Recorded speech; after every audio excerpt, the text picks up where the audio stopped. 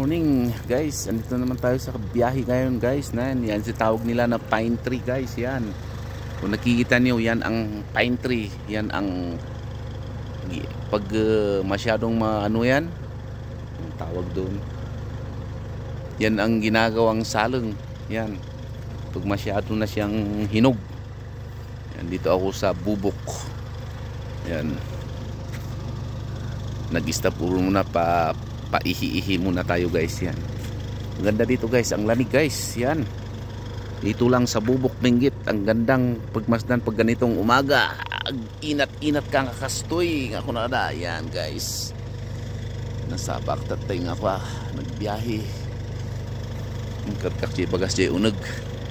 Yan guys, stop over muna tayo at check ng konting gulong guys.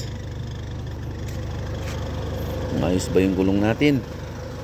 Tayo mabati na naman.